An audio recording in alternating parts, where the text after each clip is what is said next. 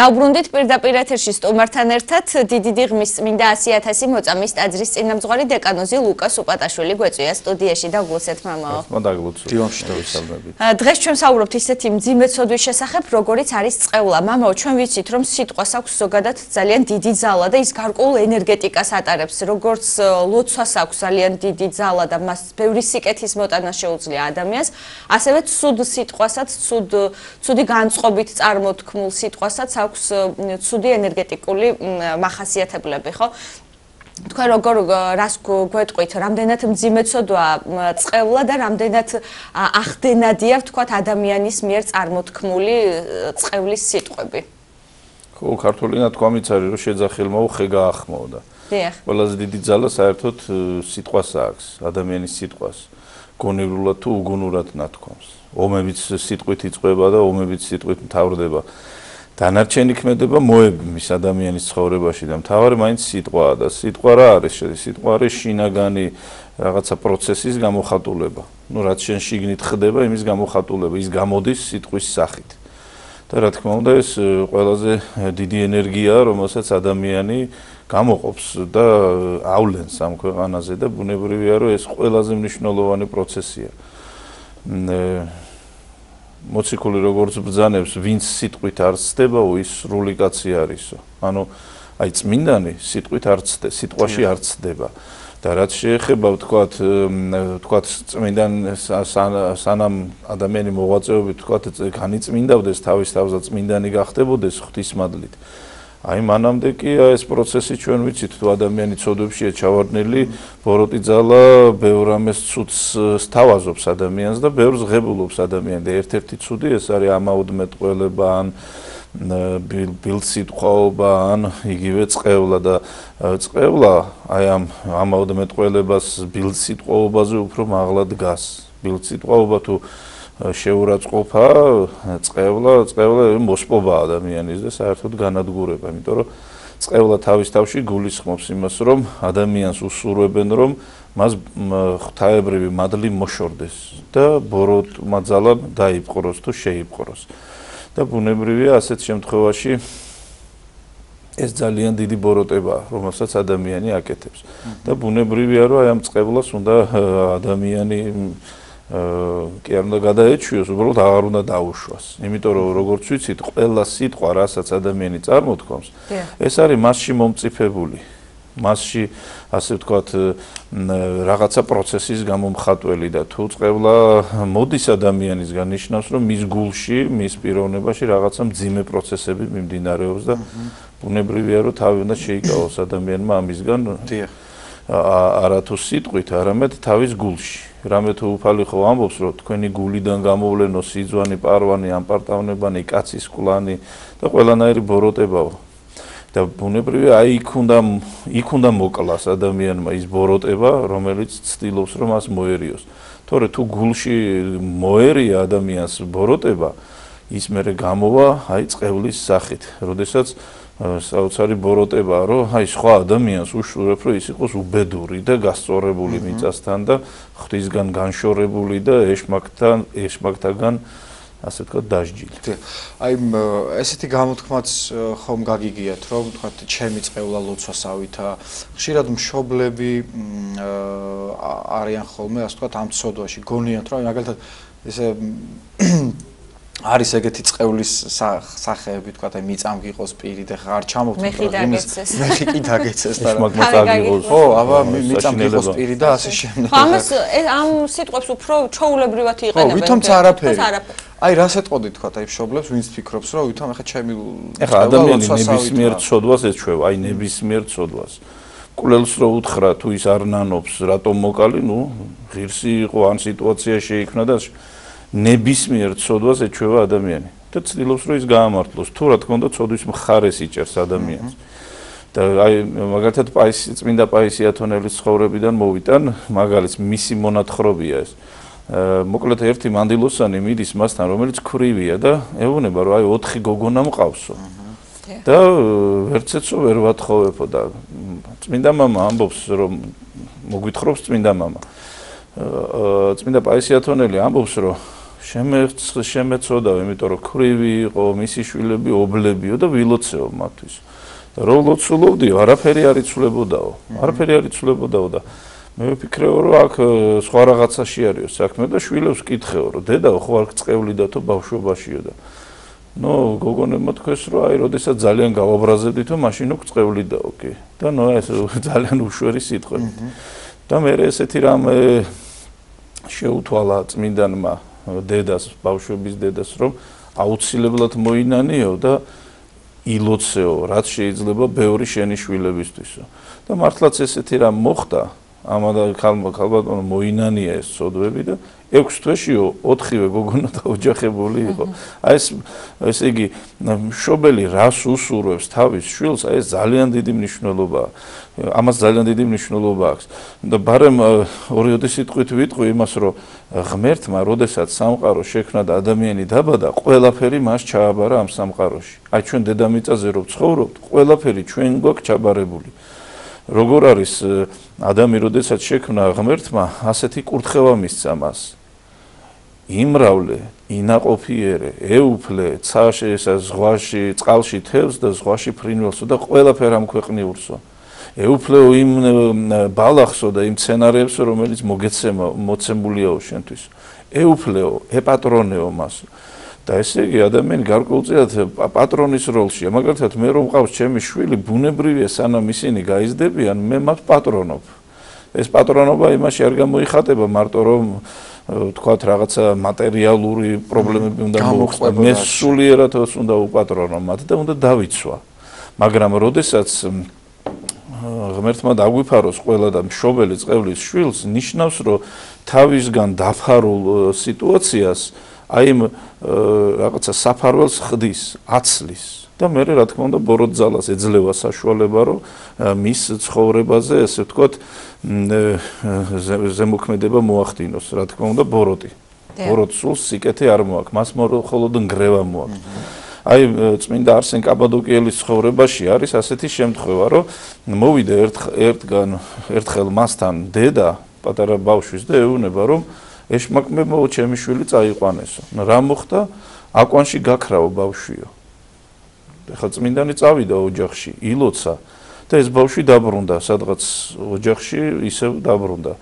და რამდენჯერმე განმეორდა ეს. და მე წმინდანმა ესე იკითხა ასეთი რაღაცა, რომ რა ხდებაო, ყოველთვის ხო ლოცულობთო მშობლებიო თქვენი შვილებისთვისო და მე გამოჩნდა ასეთი სიტუაცია, რომ თურმე დედა ღამე ბავშვი რო იღვიძებდა და ჩვეულებრივი სიტუაცია, ჩვილი ბავშვი ტირის და ასე შემდგომ, მამა დაღლილი რო იყო, ესეთ სიტყვებს ამბობდა, რომ ეშმაკმა წაგიღოსო. შენი თავიო რა, ესე იგი ძილი უნდა და არ აცლიდა ეს პატარა და აი ესე წევლიდა. და მართლაც მოხდა ესეთი რაღაცა, რომ რეალურად ახდა ის, რაც მამამ მას უსურვა. და აი ესეთი რეალური ცხოვრება იყო და მე ეს ბავშვი რო გაიზარდა, იყო ძალიან როგორ ვთქვათ, აი ეშმაკი ბავშვი რა, ადამიანების წაკიდება უყვარდა ერთმანეთზე, ბოროტების გაკეთება უყვარდა და ასე შემდგომ. მშობელმა აუცილებლად უნდა უპატრონოს თავის შვილს, თავისი როგორც ფიზიკურად, ისე სულიერად, განსაკუთრებით სულიერად. და არა წევლოს ახლა რა. და არა წევლოს, მაგრამ ეს წევლა ერთია, მაგრამ მეორეა კიდე რომ მშობელმა შეიძლება მიაჩვიოს ბოროტებას ბავშვი, ცოდვები ჩაადენიოს თვითონ, იმიტომ რომ ზოგადად ვაჟკაცობად მიაჩნდეს, რომ ბავშვი ცოდვებს ჩადის და ასე სხვას ჩაგრავს და ან და კიდე უფრო აღვირახსნელად ცხოვრობს და ასე შემდგომ, ან ნარკომანობს და ასე შემდგომ. ეს რეალობაში ხდება, ჩვენ საზოგადოებაში ხდება და მე ბავშვი, როდესაც იზრდება, ის უკვე ეშმაკისგან შეპყრობილი მდგომარეობა აქვს მას. და მე როდესაც მიხვდება ბავშვი ან მშობელი, რომ ეს არის მძიმე მდგომარეობა, მე რა თქმა უნდა სიტუაციის გამოსწორება, მაგრამ ძალიან მე უკვე ძალიან რთულია. შეუძლებელი არ არის, მაგრამ ძალიან რთულია. და ამიტომ მშობელმა ეს შეცდომა არ უნდა დაუშვას, იმიტომ რომ ჩვენ უნდა უპატრონოთ არა მარტო ჩვენ შვილს, არამედ მაგალითად ჩვენს პატრიარქს ხო თავისი შვილი არ აყავს ფიზიკური, მაგრამ ჩვენ ხო მისი შვილები ვართ და ისინი ჩვენ გვპატრონობს. და ჩემთვის განსაკუთრებული თვისება პატრიარქისა ის არის, აი დიაკვანი რო ვიყავი, 8 თვე ვიყავი, სულ აკვირდებოდი, რომ რა განსაკუთრებული თვისება რომლითაც ის ღმერთმა ესე იგი ასე აამაღლა ჩვენს ერში მეთქი და მრავალი კარგი თვისება აქვს და ჩემთვის ყველაზე ესეთი აღმაფრთოვანებელი თვისება ის აქვს რომ ის ეკუთვნის თავის მოვალეობებს, თავის სამშობლოს და აი არასდროს არ ღალატობს თავის მოვალეობას. აი ბოლომდე დგას იქ, სადაც უნდა იდგეს. და ანუ ის პატრონობს და ყველამ აი მას მსგავსად უნდა უპატრონოს თავის სიტუაციას, თავისი მოვალეობის მიხედვით, მდგომარეობის მიხედვით, სამსახურების მიხედვით და ასე შემდეგ. თავის პასუხისმგებლობის. ხო, რა თქმა უნდა, სიტუაციის პატრონი უნდა იყოს ადამიანი და სიტუაცია წყობიდან არ უნდა გამოუვიდეს მას არც პირად ცხოვრებაში და არც საზოგადო ცხოვრებაში. ამაზე ვალდებულია და როდესაც ის ვინმე წევლის, ნიშნავს რომ თავის მოვალეობებს გაურბის და ესე იგი ასე როგორც ვთქვით, საფარველს აცლის იმ თავის საპატრონო სიტუაციას და ბოროტ ძალას უშვებს იქ. და ეს საშინელი კატასტროფული ვითარება, რომელსაც სამწუხაროდ აი ეს შეგნებით თუ შეუგნებლად მიჩვეულია ვართ ჩვენი საზოგადოება. აი ჩვენ ვიცით რომ მაგალითად გვისაუბრია კიდევაც ამ სტუდიაში, თქვათ აი ჯადოს შესახებ, ხო და ეკლესიას აქვს გარკვეული რაღაცა რიტუალი, რითიც ხდება, თქვათ აი ამის მოხსნა.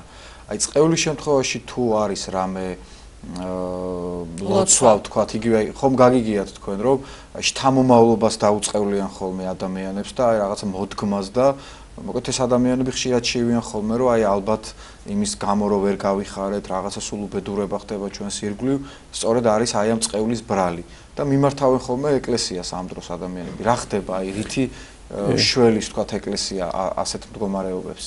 საერთოდ როდესაც ადამიანი რაღაცნაირად თითქოს ვერ წარემატება, რაღაცაში წარმატებას ვერ მიაღწევს, ხო სულ გაურბის აზრი რომ ვიღაცამ ის დაწყევლა, ვიღაცამ შეკრა და თვითონ კი კარგია, მაგრამ აი რაღაცა პრობლემები არსებობს, რომელიც მისგან დამოუკიდებელია და ასე და შთამომავლობითად და რომელიც აბსოლუტურად არ არის სწორი. ღმერთის წინაშე წევლა არ არსებობს. ანუ შეუძლებელია რომ ვიღაცამ ხატს გადასცეს ვიღაცამ დაწყევლოს და ეკლესიის იმაში კედლებში ლურსმნები ჩაარჭოს, ასეთი რამე ხდება სხვადასხვა კუთხეებში. ხო, ესე იგი, როდესაც ცუდს უსურვებდნენ ძველად, რაღაცა ლურსმნებს არჭობდნენ და თიანეთში უფრო. ხო, თიანეთში, სამეგრელოში, ასეთი შემთხვევები არის და ეს არის გაუაზრებელი შემთხვევები. ღმერთთან ერთად, როდესაც ცხოვრობს ადამიანი, ის უკვე წევლას სპობს თავის თავში. აი, ქალწული იუსტინა, რომელიც ესე იგი ცოლად მოყვანა უნდა და ერთ-ერთ ყმაწვილს ის ხო კვიპრიანეს შეეკრა მაშინდელ ჯადოქარს, უმაღლესი დონის ჯადოქარს, ანუ ბოროტი ძალის მსახურს. და კვიპრიანე იწვევდა თავისი ჯადოებით და ლოცვით ბოროტს სულებს წმინდან ესე იგი ქალწულ იუსტინაზე, რომ რამენაირად გადმოეხარა იმისკენ, რაც თვითონ სურდათ. მაგრამ ეს ვერაფრით ვერ ძლევდნენ. და აი მაშინ, როდესაც ბოროტი ძალებს, რომლებსაც კვიპრიანე ულენდა ამ ქალწულს, მე ეკითხებოდა, რომ რატო ვერ ძლებთო, რატო ვერ აკეთებთო იმას, რასაც მე გთხოვთო. და ეს ჯურით იფარავსო თავის თავსო და მართლაც ეს აი მაშინ მოექცა კვიპრიანე რომ ესე იგი ჯვარს თქვენზე დიდი ძალა ჰქონიაო და უარყო მთელი ბოროტება და ნუ ჩვენ ვიცით რომ შემდგომში დიდებული მღვდელმთავარი გახდა და ანუ წევლა რა არის? წევლა არის ღმერთისაგან განშორებული მდგომარეობა და როდესაც ღმერთისაგან განშორებული ადამიანი მას ნებისმიერი პრობლემა შეიძლება შეემთხვეს და ეს პრობლემა რო შეემთხვევა, სხვისი ბრალი კი არ არის. თვითონ რო ღმერთს მოწყვეტილი მდგომარეობა აქვს, აი ესა თავი და თავი ყველაფრისა. მაგალითად მე თუ წყალს არ დავლევ, ხომ ჩემში ვთქვათ როგორც არის ორგანიზმში შხამები გამოიყოფა, მას არაფერი არ ჩარეცხავს და მე მოვიწამლები და მოვკვდები და ეხლა ეს ვიღაცის დაწყებლის ბრალი კი არა, მე რო წყალი არ დავლია, იმის ბრალია და მე რამდენიმე დღე შეიძლება გაუძლო ამ მდგომარეობას, მე რო ვკვდები. აი ასე არის სულიერი თვალსაზრისით, როდესაც ადამიანი განშორებულია ღმერთს, მას მრავალი პრობლემები წამოუვა წინ. ანუ ძალა ამ შემთხვევაში ეკარგება წევლას? როცა თქვათ არა, პირიქით, როდესაც ღმერთს მოწყვეტილია ადამიანი, მასზე ყველაფერი მოქმედებს. ამინდიც მოქმედებს, ადამი ცოდით რომ დაეცა რა მოხდა 60-ში, რომ როდესაც დაკარგა ეს მადლი, კიდეც მოშივდაო, კიდეც შესცივდაო და კიდეც შეეშინდაო.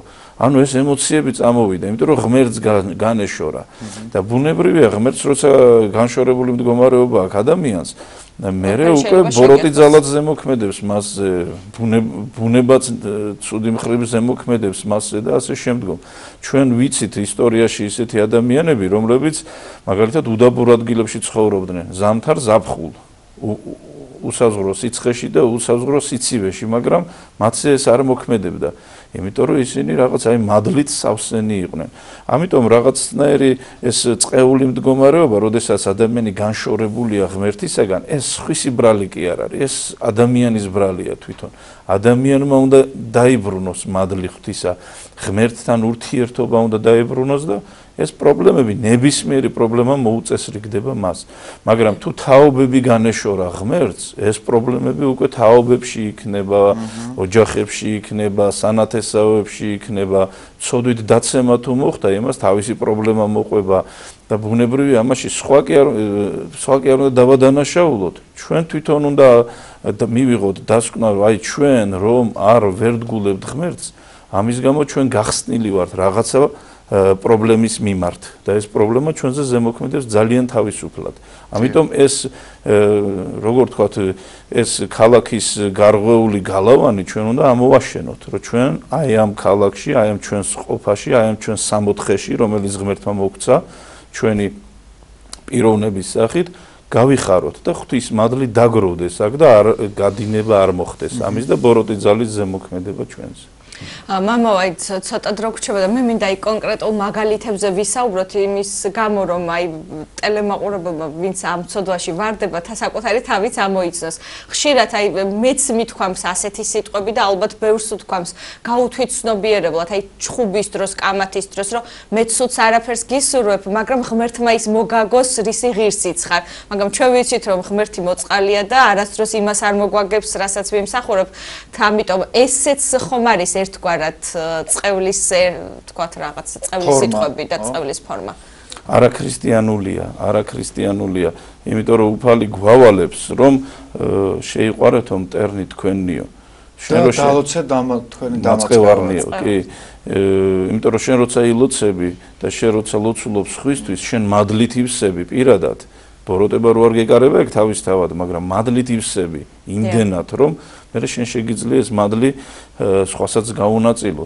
თუ შენ ცნებებს აღასრულებ, როგორც უფალი ბრძანებს, ვინც ჩემს ცნებებს აღასრულებს, ის ჩემი მეგობარი არისო და რაც უნდა ითხოვოსო და მიეცემაო. აი, როდესაც შენ ცნებებს აღასრულებ და მადლით სავსე ხარ, აი რაც გინდა ითხოვე ღვთისაგან, რა თქმა უნდა სიკეთე და მოგეცემა ის. და აი, როდესაც შენ თქვათ ითხოვ თუნდაც შენი მტრის სიკეთეს და რატო ითხოვ შენი მტრის სიკეთეს? იმიტომ რომ გიყვარს ის ადამიანი და უბრალოდ გებრალება, რომ უგუნურ მდგომარეობაშია, რომ ესე იგი ცდება თავის ცხოვრებაში და გინდა რომ არ შეცდეს უბრალოდ და პრობლემა არ შეუქმნას თავის თავს პირველ რიგში, თორე ჩვენ მეტნაკლებად დავიცავთ თავს, როდესაც ვიცით რომ ვიღაცა მტერი გვყავს, მისგან დავიცავთ თავს. ამიტომ ბუნებრივია რომ ადამიანმა უნდა შეძლოს მაინც სითბოს გამოვლენა, რათა თავისი თავიც დაიცვას და ის ადამიანიც. და აი ქრისტიანული არის სწორედ ის, რომ ადამიანმა აუცილებლად იპოვოს მადლი ღვთისა, თვითონაც გაიხაროს და სხვაც გაახაროს. თორემ თუ ადამიანმა ღმერთი ვერ იპოვა, მაშინ რაღაცა ამ ქვეყნიურს ეძებს, მაშინ ბიბლიაში როგორ წერია, წყეულიაო კაციო, წყეულიაო ადამიანიო, ვისაც კაცის იმედი აქვს და არა ღმერთისო. და აი ბუნებრივია რომ მე ეს წყეული მდგომარეობა მტკიცდება ადამიანში და ღმერთთან განშორებულობა. და ბოლოს მოკლედ რომ გვიპასუხოთ, აუცილებლად მინდა ეს შეკითხვაც დავსვა. ეგეთი მოსაზრებაც არსებობს საზოგადოებაში, რომ თითქოს კაცის წყევლა უფრო საშიშია. აი რატო ეს აზრი თქვა რამდენად სტარი, ხო, რა მნიშვნელობა აქვს სქესს? წყევლა და უარყოფითი სურვილია გნებავთ იყოს ეს ქალისგან და გნებავთ კაცისგან. თქვენს გაგიგიათ ალბათ ეს, ხო? აი მაგრამ თუ დაიწყევლაო ესო? ხო, არა, ნამდვილად არ მესმის, მაგრამ როდესაც ესე იგი რაღაცა ცუდს უსურვებს სხვა ადამიანს, ну, ეხლა გააჩნია კიდე რამდენი როგორი გულით უსურვებს და როგორი სიმძიმით და როგორი გააფრთებით უსურვებ ამ ცუდს და ზოგ შეიძლება განსაკუთრებული ბოროტებაში, ასე ვთქვათ, გამტკიცებული გული თუ აქვს, ну შეიძლება მას ძალიან დიდი აი ცუდი წამოუვიდეს ენიდან და ასე შემდგომ და ბუნებრივია რომ ეს არაფერი არ მოქმედებს ღმერთთან ერთად მყოფ ადამიანზე, იმიტომ რომ თვითონ წყევლა როგორც თქვით, ეს არის ღვთიური მადლის განშორება ადამიანისგან და თუ ადამიანი ღმერთთან არის, შეუძლებელია რომ ის დაწყევლილ მდგომარეობაში იყოს, შეუძლებელია და კიდე მნიშვნელოვანი რომ თვითონ ადამიანმა არ უნდა დაიწყევლოს თავისი თავი. ანუ თვითონ ადამიანმა არ უნდა განიშოროს თავისი თავი ღმერთისგან. დიახ, ყველაზე დიდი წყევლა ალბათ ეს არის. მოკლედ ვიყოთ ღმერთთან და დაულოცოთ ერთმანეთი, რატო უნდა დავწყევლოთ, არა? კუნძულ კრეტაზე იყო საოცარი კულტურა, ჯარი არ ყავდათ, არავის თავს არ ესხმოდნენ, არავით მათ არ ესხმოდათ, იმდენად მშვიდობიანი მოსახლეობა იყო. მაგრამ ჩვენ ვიცით რომ ისინი განადგურდნენ.